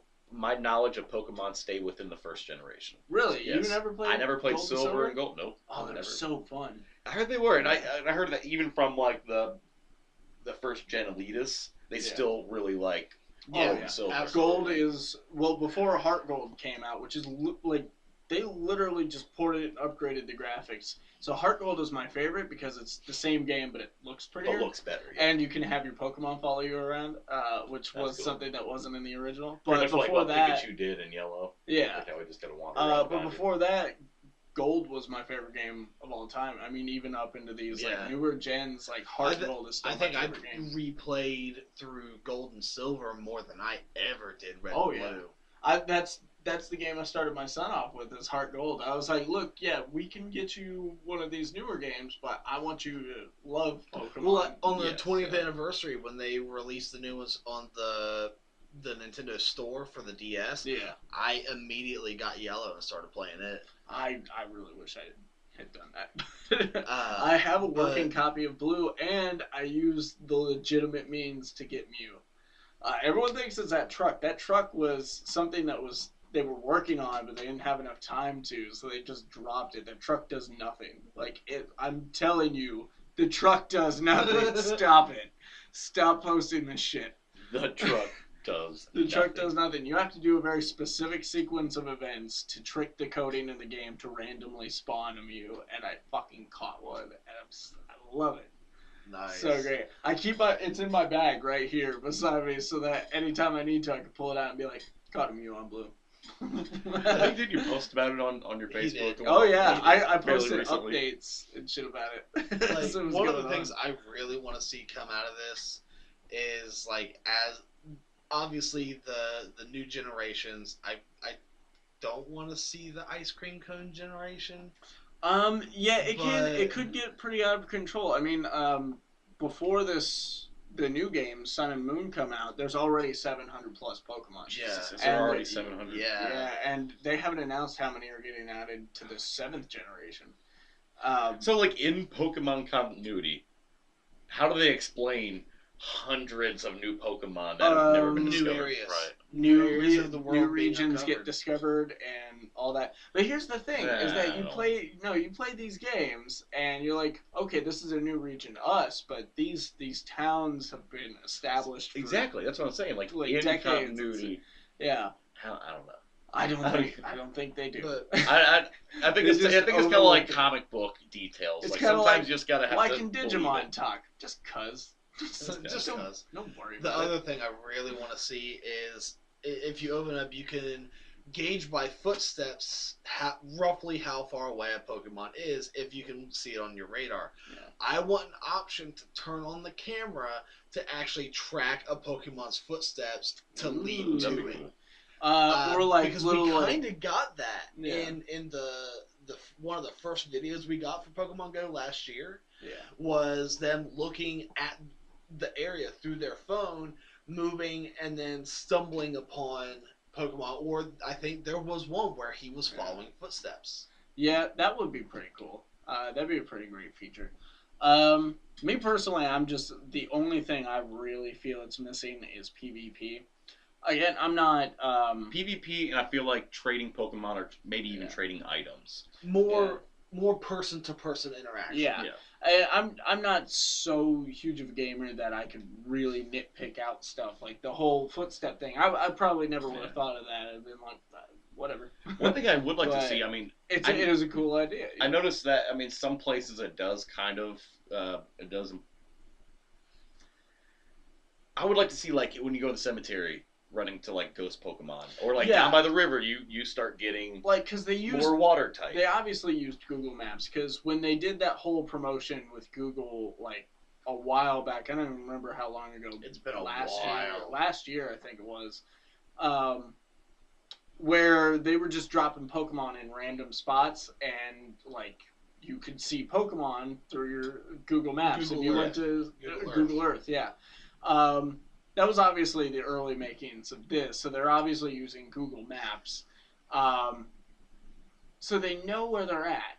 You know, they know, and they've had to have the programmers go up and set up the Pokestops and use the picture from that. I mean, at the same time, I do get that there's some regions, some areas that is nothing but forest. There's nothing but like water all around you, and I mean, you don't want somebody getting aggravated. Yeah, like I don't want all the fire Pokemon to be near a volcano. No, but I feel like if you're by water, you should find primarily more water type. If you're in a cemetery, there should be more ghost type Pokemon. Go on now. That would be pretty cool if they kind of reined it in a bit more there. Well, one of the things that I have noticed down at the college, back by where like the not security, like the maintenance entrance there, not entrance, but like the maintenance buildings are. The other day I caught both a Magneton and a Voltorb side by side in that area, and that's the only place I've seen them was right there. And that seemed to be a maintenance area. Like it was caged in by fencing, and it seemed like a place that you would find these type of Pokemon. Or like go to a gym and find like a Hitmonlee or Hitmonchan and Machos, stuff like that. Yeah. Just little placements like that. Fire department, find a Charmander. Yep. Or I guess it'd make more sense if you're a water type at a fire department. But yeah, those would be some pretty cool additions. I'm just hoping it calms down at some point.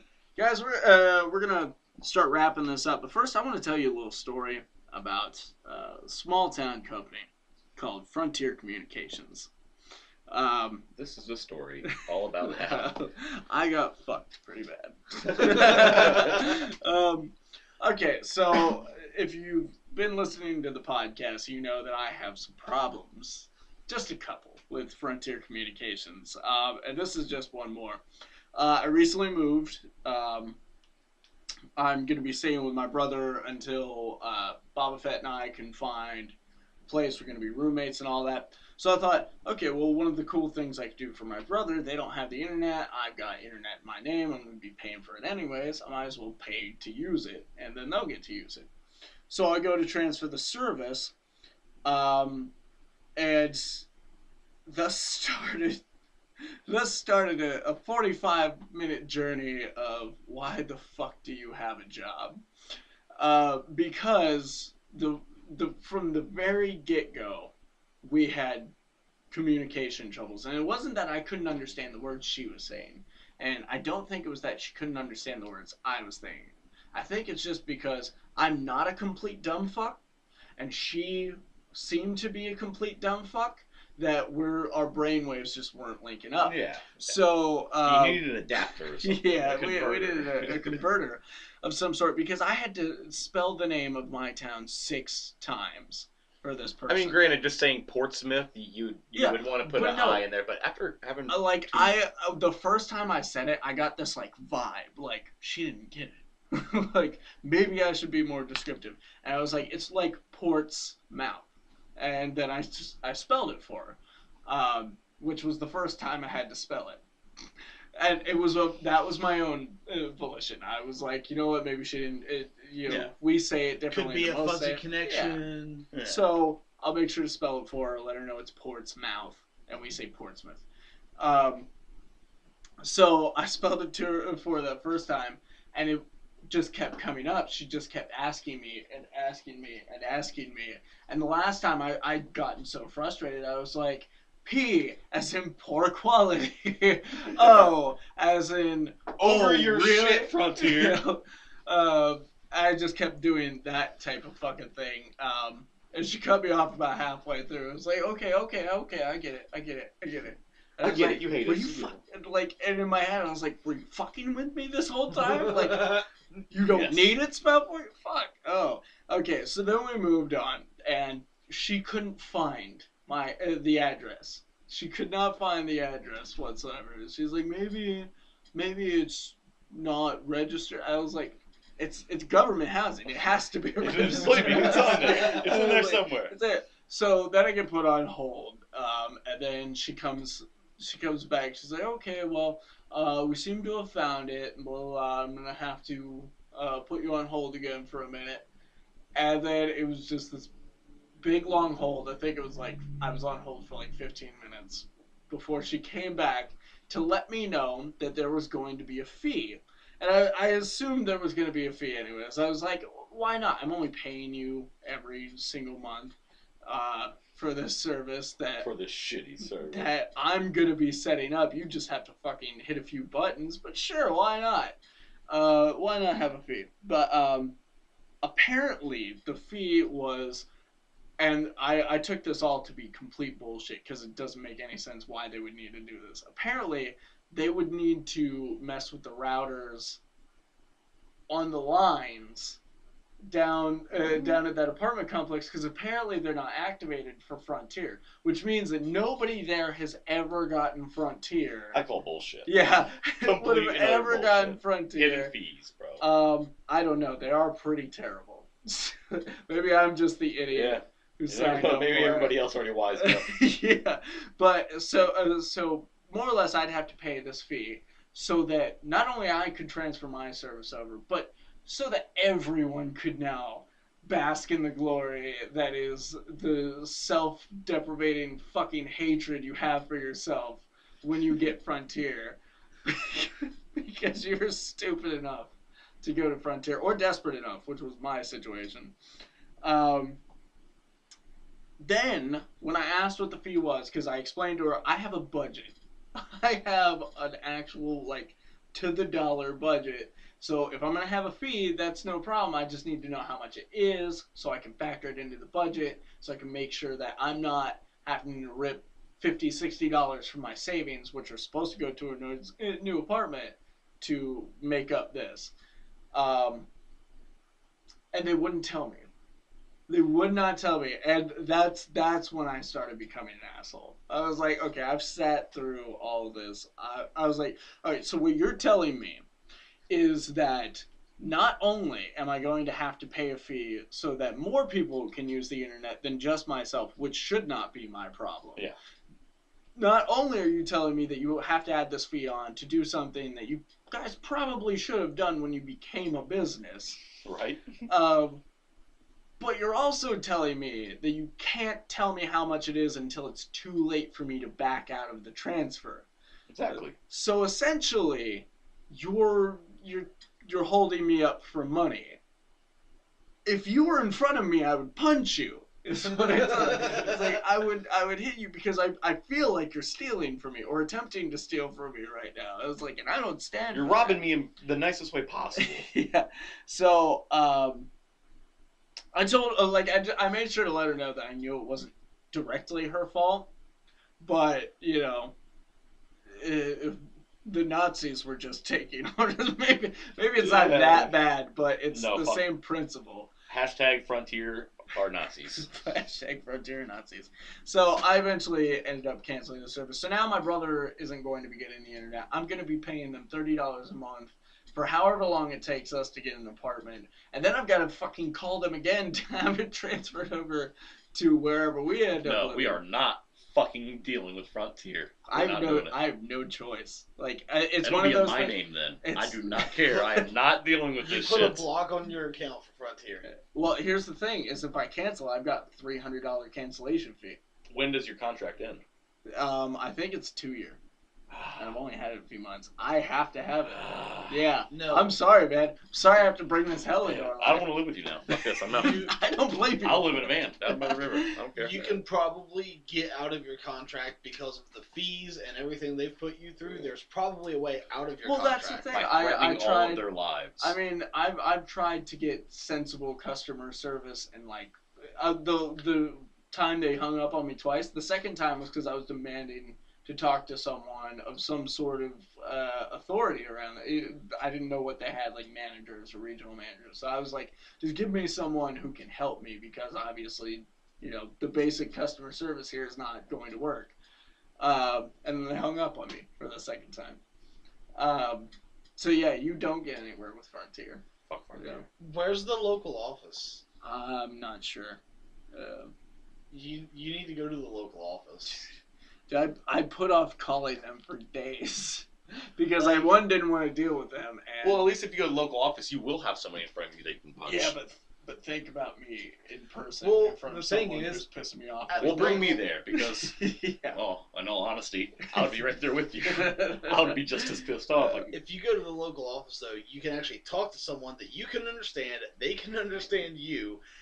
not and necessarily. I You can still be just a dumbass and not. I can try, but honestly, I don't think I'm gonna get anywhere. The Frontier is fucking terrible. So I'm paying $30 a month for nothing currently. Yeah. Just stop paying it. I would like to. I wonder if that works. It's not a cancellation. Well, because here's It's the just- thing. It's If not- they I'm not shut doing off that. your service Yeah. because you're late by so much, if you're like late by You- 2 months or so, You know what? they'd shut off your This makes service. sense because I don't know if they could charge you anymore. my brother Well, only yeah. owes Why would they keep charging if you're not already paying? my brother only You know owes what I mean? Time Warner like $50 some odd because he just stopped paying, and we canceled Time Warner, which is why I had to go with Frontier, and I owed them like $400 some odd. So maybe I just stopped paying. I don't know. We've got a month. Yeah. A month or so to see what happens. So yeah, I'll just whatever. Fuck them. Can you get Time Warner? Yeah. Okay, cool. I believe so. I don't know. We'll work that out. She may have messed that up before we moved to Michigan a couple years ago. I don't know. We'll work figure that it out. out off We'll figure it podcast. But yeah, anyways, guys, we did a little show recently called Suge Knights Live. If you're wondering, spelled SUG Yes. or Sorta Us acronym Gaming. SUG, Sorta Us Gaming Nights Live on our Facebook page, Sorta My Brand. So you can run over there and see the two-parter because for some reason it stopped recording in the middle. But it was a pretty fun night. It was. Yeah. We were getting some interactions from people. It was the most people we've had watching us at one time. Yeah, we were up to. I think we're up to 9 at one point. I don't know. I thought we hit double digits. No, We did hit- we go we double hit digits? double like digits. 13 or 14. on Yeah, I was gonna Nice. say. I thought it was just under 15 at Okay. one point. So if you guys want to see that, go over there and check it out. You can still comment on it. We like were it and playing everything. Fallout 4 this time. Yeah, we were playing. We with actually boobies. did it one of these nights before. It wasn't under the Sorta Us Gaming Tag. title, Yeah. but we played like a drunken what was it? GoldenEye. Yeah. Yeah, on and we N64. want to keep doing this. It's a pretty fun night. We're thinking about going classic gaming on the next one too. What were we talking about? We're We were talking about we're maybe gonna throw doing up a. poll. Doing a Pick poll? NES, Super Nintendo. So like throw up the different Nintendo Consoles, systems, and then whatever they choose, we'll throw up a few We'll pick a games. game. I mean, like I even have. Yeah, let's just pick a game. Like I even have like original I don't want to do a poll Xbox. for the game. I think between We'll all let of us, them we pick have the system, plenty we'll of. pick the game. Yeah. I think between all of us, we have plenty of consoles. Yeah. Oh, I've got almost every single one we'll Yeah. need. It's really getting our hands on certain games. That's the difficult thing. But yeah, we do want to keep them going. We're gonna do classic game next time. We might do Battlefront at some point. I wouldn't mind having somebody recording us going out and doing some Pokemon Go Yeah. adventures. A live Pokemon Go I mean, situation. we can't use our own phones because Yeah, you because have you to. kind of need those Yeah. for Pokemon Go. Which is funny because we were playing it the other day down by the river with them, and I had to have Odle's girlfriend take pictures of me and my kids because I wanted pictures of me helping them play Pokemon Go, which came out great. It's my profile photo now. So I saw it. It was really good. yeah. But yeah, if you guys want to check out our new show, Suge Knights Live, which By the way, the name changed in the middle of the episode. Yeah, It was just going to you be can actually Sorta's witness. You can actually witness the wheels turning, the hamsters running on that wheel, and us coming up with this idea. Yeah, so that one is up there now. Wasn't there something else we were talking about? We want to start doing. We're gonna do variants. Yeah, we're gonna start commentaries. Oh yes, we were we're gonna start some commentaries. Maybe those will probably be variants. Live streaming when we do variants. Yeah. I mean, actually, we're like me and Vin the Human here were talking just prior to us starting recording that like we'd like to do not just like superhero and comic theme movies, but like even shitty movies, like movies that we hate. We want to do a commentary. If it's gonna be an audio show or if it's gonna be. I think it would work out easier if we did it at audio. Like a sound that way you can play it right along. While watching yeah, because otherwise we have to set up a whole Mystery Science Theater type thing. Yeah. It's, plus. There will probably be video of the movie in it, and then you run into copyright laws. If we're just doing an audio, I think we should just do the audio. That way, if somebody wants to listen to that commentary while they, and we do like a countdown to us pressing play, so they can sync up and let them know exactly where. So we've been talking about doing like audio commentary tracks because that just sounds fucking. Well, I mean, we all fucking love movies. We all love talking about movies. Yeah. We all love talking shit about. And we're gonna do all sorts. Like Bob was saying. Boba Fett was saying we're gonna do all sorts of them. Dramas, comedies, superhero movies, dramedies, animated features, whatever. We should do Moulin Rouge because I hate that fucking movie. I will destroy it. I love the visuals of that movie. How have you been friends with me this long and I haven't shown you the Nostalgia Critic musical review of Moulin Rouge? I don't know. Wow, okay. We gotta wrap this up because I want to show this to him. It's like a half-hour review. Dude, it's great, though. He writes his own songs for it and everything. I want to go Pokemon hunting before you shoot today. Send it to me. I promise I will watch it. You promise? Because you're gonna play Pokemon Go. Fuck you. Do you want to give a quick shout-out? Congratulations to... our giveaway winners. Yeah, we had a couple giveaway winners there. What was it? We had Shane Taylor was our runner-up, which I've already scheduled his podcast appearance for the next one. Oh, is he going to be on the next episode? Yeah, he's going to be on the next episode. I'm a little worried because he said when I told him what he'd have to do to prepare, like read a book, take some notes, try and keep up with the news, so you'll have some input. You're not just sitting there. Yeah. He said, "I'll try my best," and like, as a showrunner, that was like, I'll get on to him. I'll make sure he's ready to go. And then we had Matthew Owens. Isn't that someone you know? It's actually my brother-in-law. That's your brother-in-law. My sister. Okay. Yeah. Okay. This guy is the luckiest motherfucker. He found a Kelly Jones autographed cover of Batman. No way. In a like 2 for $1 box at a con. He went down to a local like just odds and ends store down at Evans and found like all of these awesome like limited Red Hood comics and Nightwing, all sorts of nice shit. Variants. And then he wins our giveaway. And he had some of the fewest entries. Yeah, he did. He had some of the. Well, that's the thing about these like entry type giveaways. It's really anyone's game. I mean, there were people we had who had the full amount, the 27, and. Yeah, I think he had 5. He had 5. Yeah, honestly, 5, right? Like I'm glad that Shane was one of the winners. Shane was a customer at the shop when it was open, and like he's been following every episode. Hi Shane. Hi Shane. He's been big on it. I was like, he's been listening to every episode from episode 1. Well, I mean, I would have been glad if anyone. Oh, absolutely. Because that means but it was kind of cool. It's like, it's like you've been supporting us. It's glad. It's good for us to be able to give a little bit something back. Not to say we don't have plenty of those. There are a few of you out there who. Oh yeah, absolutely. Supporting us since day one. So thank you. Which makes me wonder: does Matt listen to the podcast? I know that he has listened to the podcast. I don't know if he's current with it or not. And if he's listening to this one, I'm sorry I've dropped the ball on messaging. So like, dude, it's okay. He didn't even realize he won until Wednesday. When I saw him, we had a memorial for their daughter that passed away last year. And I mentioned it to him. He's like, "Oh wow, yeah, I didn't even know I won." I'm like, "Yeah, you won all kinds of stuff." That's why I sent him a friend request because after I sent him the initial message, just the big long spiel, I realized that I was like, that probably went to his others folder. That, or it'll go he's to not one that you gonna have to see it. approve, and sometimes Message there's requests. But those it don't doesn't pop up. always tell you that happens. No. So yeah, so I was like, okay, I'll send him a friend request. Maybe that'll speed along. But after I sent those first few messages and I scheduled with Shane that day, life just got crazy with the move and everything. So I just have not had the time. So I'm sorry. I am gonna get a hold of you and we're gonna get scheduled and figure everything out because these guys are waiting to make you some sweet stuff. Yeah, and I need to figure out what a theme. Knowing Matt, he's a huge Joker fanatic. He loves Joker, so he'd probably want something Batman Joker themed, or which will maybe be easy for you. Yeah, I mean, you got plenty of material for that one. Honestly, I might see what's new. I'll watch him pull out I'd like a Captain Carrot picture you know what, frame. you bit? No, Let's go Captain Kangaroo. Kangaroo. But yeah, and then Odle's got to get to work on your Perler set. But yeah, we had a few contest winners, so congratulations to you guys. Thank you for the support.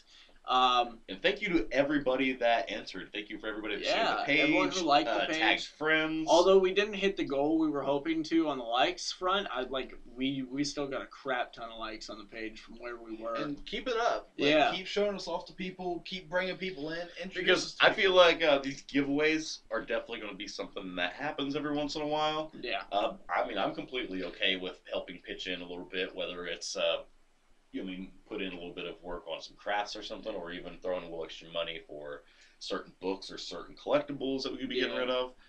Maybe release of a new movie on Blu-ray or DVD would be a good idea. You mean pick that up? If we had thought about the timing, we could have skipped the suggested comics and just been like Batman vs Superman Ultimate Edition. Or hell, even what else recently came out? Deadpool came out. A few weeks ago. I say a few weeks ago. Hell, it's been probably a couple months over a month or so now. Yeah. I'm just behind on buying movies. There was something else that came out recently. I feel like there was on DVD. I don't know. I want to say. Anyways, yeah.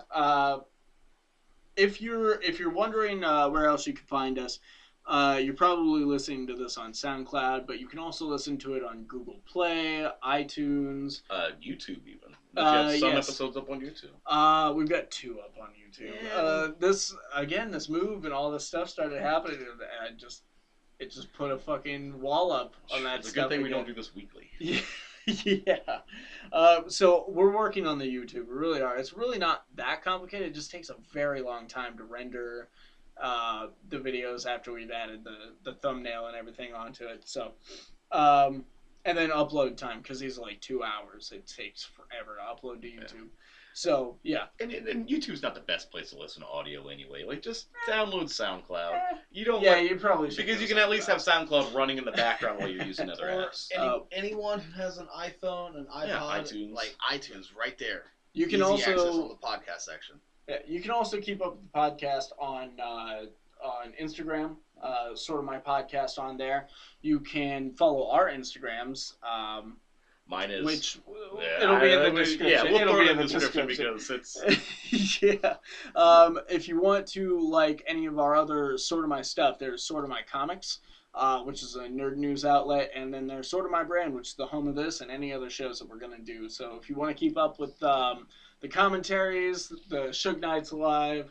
It's all going to be over there. I'm still not sure if Alpha Spectre still plans on doing unboxing videos. He gets a few subscription boxes. We're developing that. Ideas. We've been developing that. I've been developing. I've actually been trying to figure out a way to do a video with my son, like a regular, get him involved, because he loves YouTube. How about toy reviews? That'd be something. Then I gotta buy a lot of toys. That's expensive. Yeah, but you know what? The first few, once they start hitting 800,000 views, like they will. Yeah. Because toy reviews, dude, are... Oh, man. Maybe. I don't know. There's all kinds of cool stuff we could figure out for him. There's a lot of stuff with that. And I really want to bring back Edible Obscurities, but I don't have an editor. If only Odle might. Hey, I'm about to start a job. Yeah. So I don't want to hear about working. No, I wrote it in my book to talk to you about editing it, and then I found out about the job, and I was like, yeah, well, we're crossing that one.